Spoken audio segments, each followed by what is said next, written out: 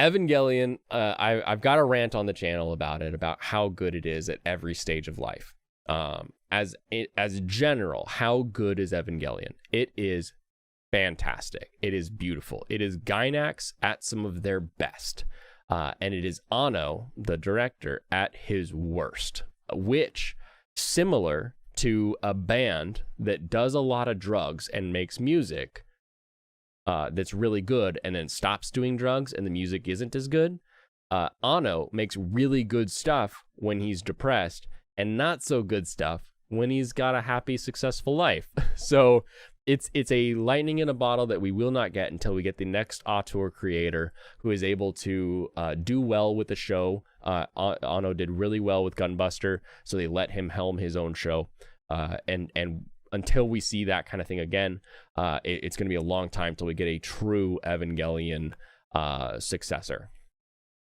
It is a show on the surface. It's spoiler hell. Okay, yeah, it is probably spoiler hell. So I'll do a non-spoiler rant here. On its surface, it is a mecha show in the 90s about robots. But it is, in actuality, a show about people and their connections to each other, and how they either improve or ruin those in the pursuit of their goal. And it's designed well enough in the beginning that you can get hyped about the monster of the week battles and show that's going on, that you can miss a lot of the actual show. So watching it twice or 3 times is recommended, because as it moves forward, you start to learn more and more about the actual motivations of the characters, what they're doing, what they want to do, and how they want to do it, that lead you deeper and deeper into thinking about that's what this person's motivation is. I've felt like that sometimes. What are my motivations for what I'm doing right now? And are they equally detestable? Are they good? Are they, how do I compare to the people on screen and how they want to do what they're doing? So it's very good at getting deep into that. However, it's not navel-gazy, because navel-gazy is where you just say, oh, woe is me, what'll be what. But you still have this really interesting show. And then the ending, because you called out the ending of the TV series ran into a few things. One of the episodes mirrored the sarin gas attacks on the Tokyo subway by that cult. So they had to scrap it. They had to change it. So they took an entire episode and had to scrap it and change it. And what that does is artists exist on the hot crazy matrix. Every single one is at least a 4 crazy. Exactly. And we're talking auteurs, so they're on a whole nother spectrum, if you know what I mean. Anyway, so they partway through the series, because they're putting out the series as Anno is coming up with the next episode every week. He's got this idea of what he wants it to be, but he's really putting out hard concepts every single week, and they're animating it, they're voicing it, and they're putting it out. So it's a real strict week over week thing that they're doing. And then you have to scrap an entire episode and do something else. So they're doing that, and they're more and more. Anno is getting deeper and deeper into the depression, because he's really just sort of venting how he feels through these characters.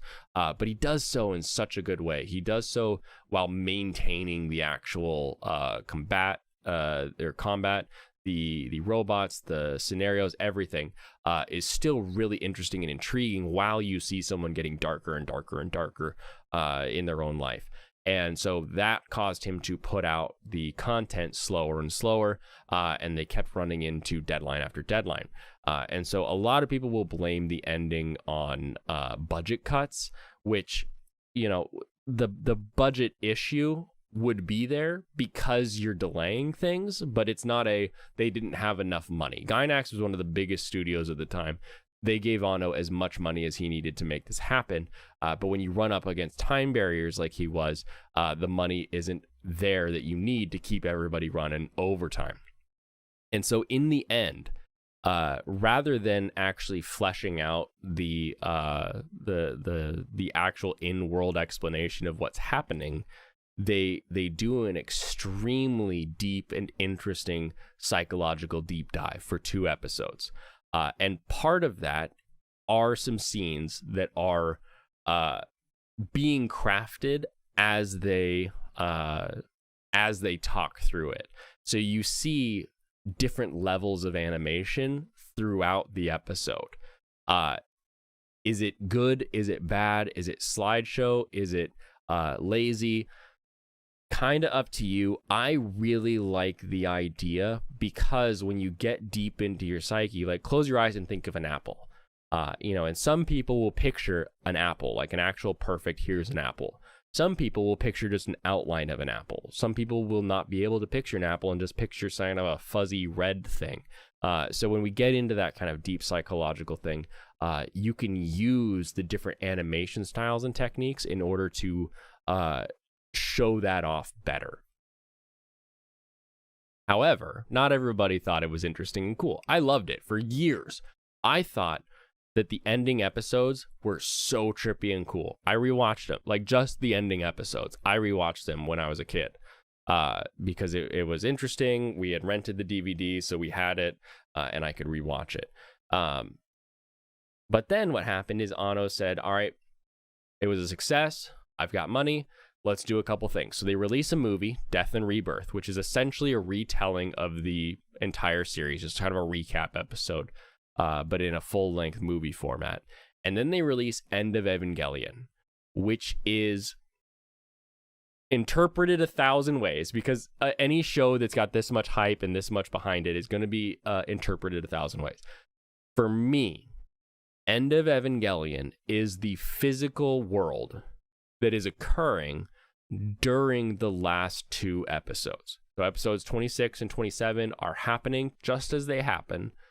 However, End of Evangelion shows you what is happening in the rest of the world when episodes 26 and 27 are happening.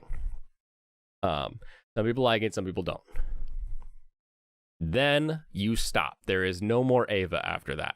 The rest of anything that someone says is Eva doesn't exist, with the exception of the Shinji Rising project. The manga spinoff is fun and awesome and isn't canonical, so it's okay.